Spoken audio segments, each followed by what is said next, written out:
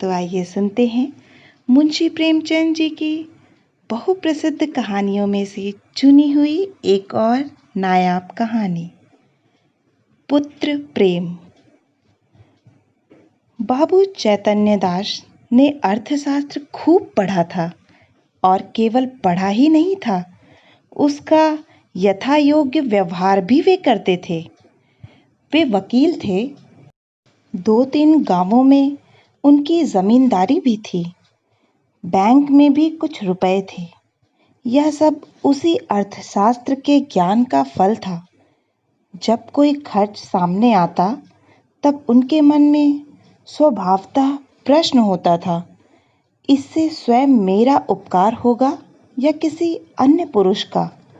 यदि 2 में से किसी का कुछ भी उपकार ना होता तो वे बड़ी निर्दयता से उस खर्च का गला दबा देते थे। व्यर्थ को वे विष के समाने समझते थे। अर्थशास्त्र के सिद्धांत उनके जीवन स्तंभ हो गए थे। बाबू साहब के 2 पुत्र थे। बड़े का नाम प्रभुदास था, छोटे का शिवदास। दोनों कॉलेज में पढ़ते थे। उनमें केवल एक श्रेणी का अंतर था। दोनों ही चतुर, होनहार युवक थे, किंतु प्रभुदास पर पिता का स्नेह अधिक था। उसमें सदुत्साह की मात्रा अधिक थी और पिता को उसकी जात से बड़ी बड़ी आशाएं थीं। वे उसे विद्योन्नति के लिए इंग्लैंड भेजना चाहते थे। उसे बैरिस्टर बनाने उनके जीवन की सबसे बड़ी अभिलाषा थी। किंतु कुछ ऐसा संयोग हुआ कि प्रभुदास को बीए की परीक्षा के बाद ज्वर आने लगा। डॉक्टरों की दवा होने लगी। 1 मास तक नित्य डॉक्टर साहब आते रहे, पर ज्वर में कमी न हुई। दूसरे डॉक्टर का इलाज होने लगा, पर उससे भी कुछ लाभ न हुआ। प्रभुदास दिनों दिन क्षीण होता चला जाता था। उठने बैठने की शक्ति न थी। यहाँ तक कि परीक्षा में प्रथम श्रेणी में उत्तीर्ण होने का शुभ संवाद सुनकर भी उसके चेहरे पर हर्ष का कोई चिन्ह न दिखाई दिया। वह सदैव गहरी चिंता में डूबा रहता था। उसे अपना जीवन बोझ सा जान पड़ने लगा था। एक रोज चैतन्य दास ने डॉक्टर साहब को पूछा, यह क्या बात है कि 2 महीने हो गए और अभी तक दवा का कोई असर नहीं हुआ। डॉक्टर साहब ने संदेहजनक उत्तर दिया, मैं आपको संशय में नहीं डालना चाहता। मेरा अनुमान है कि यह ट्यूबरक्लोसिस है। चैतन्य दास ने व्यग्र होकर कहा, तपेदिक? डॉक्टर, जी हाँ, उसके सभी लक्षण दिखाई देते हैं। चैतन्य दास ने अविश्वास के भाव से कहा, मानो उन्हें विस्मयकारी बात सुन पड़ी हो। तपेदिक हो गया? डॉक्टर ने खेद प्रकट करते हुए कहा, यह रोग बहुत ही गुप्त रीति से शरीर में प्रवेश करता है। चैतन्य दास, मेरे खानदान में तो यह रोग किसी को न था। डॉक्टर, संभव है मित्रों से इसके जर्म कीटाणु मिले हों। चैतन्य दास कई मिनट तक सोचने के बाद बोले, अब क्या करना चाहिए? डॉक्टर, दवा करते रहिए, अभी फेफड़ों तक असर नहीं हुआ है, इनके अच्छे होने की आशा है। चैतन्य दास, आपके विचार में कब तक दवा का असर होगा? डॉक्टर, निश्चय पूर्वक नहीं कह सकता, लेकिन 3-4 महीने में वे स्वस्थ हो जाएंगे। जाड़ों में इस रोग का जोर कम हो जाया करता है। चैतन्य दास, अच्छे हो जाने पर ये पढ़ने में परिश्रम कर सकेंगे? डॉक्टर, मानसिक परिश्रम के योग्य तो ये शायद ही हो सकें। चैतन्य दास, किसी सिनेटोरियम, पहाड़ी स्वास्थ्यालय में भेज दूं तो कैसा हो? डॉक्टर, बहुत ही उत्तम। चैतन्य दास, तब ये पूर्ण रीति से स्वस्थ हो जाएंगे? डॉक्टर, हो सकते हैं, लेकिन इस रोग को दबा रखने के लिए इनका मानसिक परिश्रम से बचना ही अच्छा है। चैतन्य दास नैराश्य भाव से बोले, तब तो इनका जीवन ही नष्ट हो गया। गर्मी बीत गई, बरसात के दिन आए। प्रभुदास की दशा दिनों दिन बिगड़ती गई। वह पढ़े पढ़े बहुधा इस रोग पर की गई बड़े बड़े डॉक्टरों की व्याख्याएं पढ़ा करता था। उनके अनुभवों से अपनी अवस्था की तुलना किया करता था। उनके अनुभवों से पहले कुछ दिनों तक तो वह अस्थिर चित्त सा हो गया था। 2-4 दिन भी दशा संभली रहती तो पुस्तकें देखने लगता और विलायत यात्रा की चर्चा करता। 2-4 दिन भी ज्वर का प्रकोप बढ़ जाता तो जीवन से निराश हो जाता। किंतु कई मास के पश्चात जब उसे विश्वास हो गया कि इस रोग से मुक्त होना कठिन है, तब उसने जीवन की भी चिंता छोड़ दी। पथ्यापथ्य का विचार न करता, घर वालों की निगाह बचाकर औषधियां जमीन पर गिरा देता, मित्रों के साथ बैठकर जी बहलाता। यदि कोई उससे स्वास्थ्य के विषय में कुछ पूछता तो चिढ़कर मुंह मोड़ लेता। उसके भावों में एक शांतिमय उदासीनता आ गई और बातों में एक दार्शनिक मर्मज्ञता पाई जाती थी। वह लोक रीति और सामाजिक प्रथाओं पर बड़ी निर्भीकता से आलोचनाएं किया करता। यद्यपि बाबू चैतन्यदास के मन में रह रहकर शंका उठा करती थी कि जब परिणाम विदित ही है, तब इस प्रकार धन का अपव्यय करने से क्या लाभ। तथापि वे कुछ तो पुत्र प्रेम और कुछ लोकमत के भय से धैर्य के साथ दवा दर्पण करते जाते थे। जाड़े का मौसम था। चैतन्यदास पुत्र के सिरहने बैठे हुए डॉक्टर साहब की ओर प्रश्नात्मक दृष्टि से देख रहे थे। जब डॉक्टर साहब टेम्परेचर लेकर थर्मामीटर लगाकर कुर्सी पर बैठे, तब चैतन्यदास ने पूछा, अब तो जाड़ा आ गया, आपको कुछ अंतर मालूम होता है? डॉक्टर, बिल्कुल नहीं, बल्कि रोग और भी दुस्साध्य होता जाता है। चैतन्यदास ने कठोर स्वर में पूछा, तब आप लोग क्यों मुझे इस भ्रम में डाले हुए थे कि जाड़े में अच्छे हो जाएंगे? इस प्रकार दूसरों की सरलता का उपयोग करना अपना मतलब साधने का साधन हो तो इसे सज्जनता कदापि नहीं कह सकते। डॉक्टर ने नम्रता से कहा, ऐसी दशाओं में हम केवल अनुमान कर सकते हैं और अनुमान सदैव सत्य नहीं होते। आपको जेरबारी अवश्य हुई, पर मैं आपको विश्वास दिलाता हूँ कि मेरी इच्छा आपको भ्रम में डालने की नहीं थी। शिवादास बड़े दिन की छुट्टियों में आया हुआ था। इसी समय वह कमरे में आ गया और डॉक्टर साहब से बोला, आप पिताजी की कठिनाइयों का स्वयं अनुमान कर सकते हैं। अगर उनकी बात नागवार लगी तो उन्हें क्षमा कीजिएगा। चैतन्यदास ने छोटे पुत्र की ओर वात्सल्य की दृष्टि से देखकर कहा, तुम्हें यहाँ आने की जरूरत थी? मैं तुमसे कितनी बार कह चुका हूँ कि यहाँ मत आया करो, लेकिन तुमको सब्र ही नहीं होता।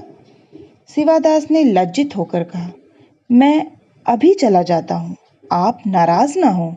मैं केवल डॉक्टर साहब से यह पूछना चाहता था कि भाई साहब के लिए अब क्या करना चाहिए।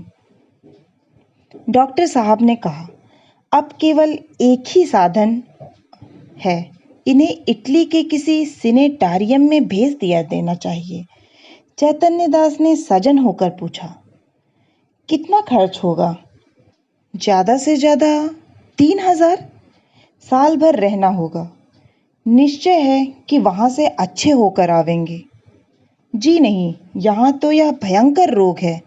साधारण बीमारियों में भी कोई बात निश्चय रूप से नहीं कही जा सकती।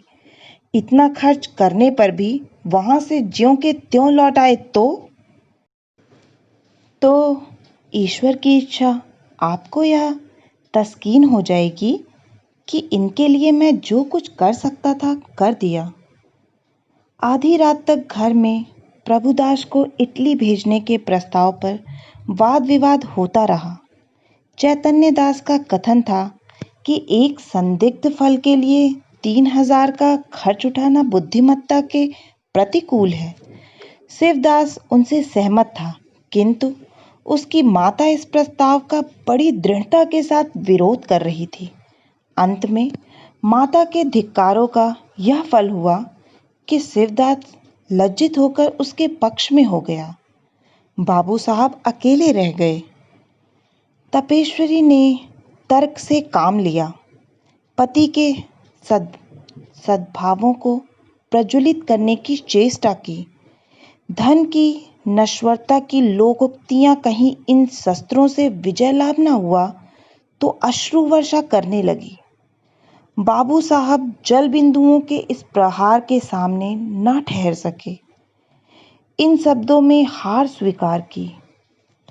अच्छा भाई, रो मत, जो कुछ कहती हो वही होगा।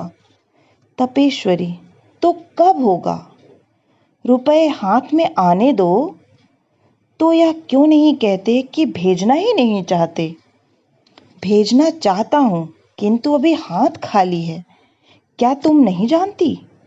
बैंक में तो रुपए हैं, जायदाद तो है। 2-3 हजार का प्रबंध करना ऐसा क्या कठिन है? चैतन्य दास ने पत्नी को ऐसी दृष्टि से देखा मानो उसे खा जाएंगे और एक क्षण के बाद बोले, बिल्कुल बच्चों की सी बातें करती हो। इटली में कोई संजीवनी नहीं रखी हुई है जो तुरंत चमत्कार दिखाएगी।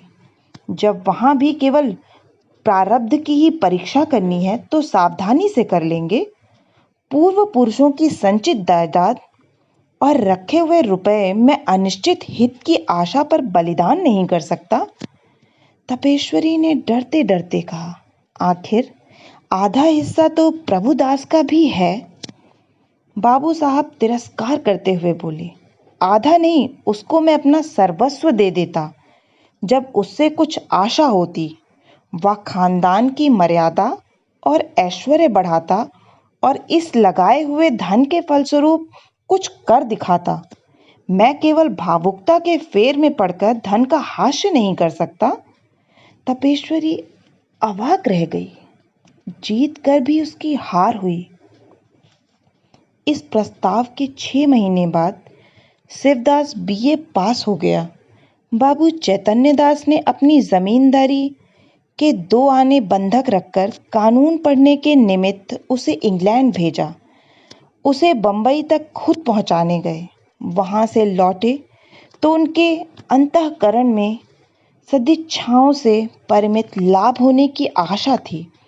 उनके लौटने के 1 सप्ताह पीछे अभागा प्रभुदास अपनी उच्च अभिलाषाओं को लिए हुए परलोक से धारा। चैतन्य दास मणिकर्णिका घाट पर अपने संबंधियों के साथ बैठे चिता ज्वाला की ओर देख रहे थे। उनके नेत्रों से अश्रुधारा प्रवाहित हो रही थी। पुत्र प्रेम एक क्षण के लिए अर्थ सिद्धांत पर गालिब हो गया था। उस विरक्तावस्था में उनके मन में यह कल्पना उठ रही थी, संभव है इटली जाकर प्रभुदास स्वस्थ हो जाता। हाय, मैंने 3000 का मुंह देखा और पुत्र रत्न को हाथ से खो दिया। यह कल्पना प्रति क्षण सजग होती थी और उनको ग्लानि, शोक और पश्चाताप के बाणों से भेद रही थी। रह रह कर उनके हृदय में वेदना की शूल सी उठती थी। उनके अंतर की ज्वाला उस चिता ज्वाला से कम दधाकारिणी न थी। अकस्मात उनके कानों में शहनाइयों की आवाज आई। उन्होंने आंख ऊपर उठाई तो मनुष्यों का एक समूह एक अर्थी के साथ आता हुआ दिखाई दिया। वे सब के सब ढोल बजाते गाते पुष्प आदि की वर्षा करते चले आते थे। घाट पर पहुंचकर उन्होंने अर्थी उतारी और चिता बनाने लगे। उनमें से एक युवक आकर चैतन्य दास के पास खड़ा हो गया। बाबू साहब ने पूछा, किस मोहल्ले में रहते हो? युवक ने जवाब दिया, हमारा घर देहात में है। कल शाम को चले थे। ये हमारे बाप थे। हम लोग यहाँ कम आते हैं, पर दादा की अंतिम इच्छा थी कि हमें मणिकर्णिका घाट पर ले जाना। चैतन्य दास, ये सब आदमी तुम्हारे साथ हैं? युवक: हाँ, और लोग पीछे आते हैं। कई 100 आदमी साथ आए हैं। यहाँ तक आने में सैकड़ों उठ गए। पर सोचता हूँ कि बूढ़े पिता की मुक्ति तो बन गई, धन और है किस लिए? चैतन्य दास: उन्हें क्या बीमारी थी? युवक ने बड़ी सरलता से कहा, मानो वह अपने किसी निजी संबंधी से बात कर रहा हो। बीमारी का किसी को कुछ पता नहीं चला। हरदम ज्वर चढ़ा रहता था, सूखकर कांटा हो गए थे। चित्रकूट, हरिद्वार, प्रयाग सभी स्थानों में ले लेकर घूमे। वैद्यों ने जो कुछ कहा उसमें कोई कसर नहीं की। इतने में युवक का एक और साथी आ गया और बोला, साहब, मुंह देखा बात नहीं। नारायण लड़का दे तो ऐसा दे। इसने रुपयों को ठीकरे समझा। घर की सारी पूंजी पिता की दवा दारू में स्वाहा कर दी। थोड़ी सी जमीन तक बेच दी, पर काल बलि के सामने आदमी का क्या बस है? युवक ने गदगद स्वर से कहा, भैया, रुपया पैसा हाथ का मैल है। कहाँ आता है, कहाँ जाता है, मनुष्य नहीं मिलता। जिंदगानी है तो कमा खाऊंगा, पर मन में यह लालसा तो नहीं रह गई कि हाय, यह नहीं किया, उस वैद्य के पास नहीं गया, नहीं तो शायद बच जाते। हम तो कहते हैं कि कोई हमारा सारा घर द्वार लिखा ले, केवल दादा को एक बोल बुला दे। इसी माया मोह का नाम जिंदगानी है। नहीं तो इसमें क्या रखा है? धन से प्यारी जान, जान से प्यारा ईमान। बाबू साहब, आपसे सच कहता हूँ, अगर दादा के लिए अपने बस की कोई बात उठा रखता तो आज रोते ना बनता। अपना ही चित्त अपने को धिक्कारता। नहीं तो मुझे इस घड़ी ऐसा जान पड़ता है कि मेरा उद्धार एक भारी ऋण से हो गया। उनकी आत्मा सुख और शांति से रहेगी तो मेरा सब तरह कल्याण ही होगा। बाबू चैतन्यदास सिर झुकाए ये सब बातें सुन रहे थे। एक एक शब्द उनके हृदय में शूल के समान चुभता था। इस उदारता के प्रकाश में उन्हें अपनी हृदयहीनता, अपनी आत्मशून्यता, अपनी भौतिकता अत्यंत भयंकर दिखाई देती थी। उनके चित्त पर इस घटना का कितना प्रभाव पड़ा, यह इसी से अनुमान किया जा सकता है कि प्रभुदास के अंत्योष्टि संस्कार में उन्होंने हजारों रुपए खर्च कर डाले। उनके संतप्त हृदय की शांति के लिए अब एकमात्र यही उपाय रह गया था। आशा है कि आपको यह कहानी बहुत ही पसंद आई होगी, जो कि आपके दिल को छू गई होगी। इसलिए फादर्स डे स्पेशल पे मैंने यह कहानी चुनी आप लोगों के लिए। अगर आपको यह कहानी पसंद आई है तो प्लीज़ इसे लाइक करें, अपनों के साथ शेयर करें, और अगर आप इस चैनल पे नए हैं तो प्लीज़ इस चैनल को सब्सक्राइब करें। आप सभी को एक बार पुनः फादर्स डे की बहुत बहुत बधाई। अपनों का ख्याल रखें। बहुत बहुत धन्यवाद।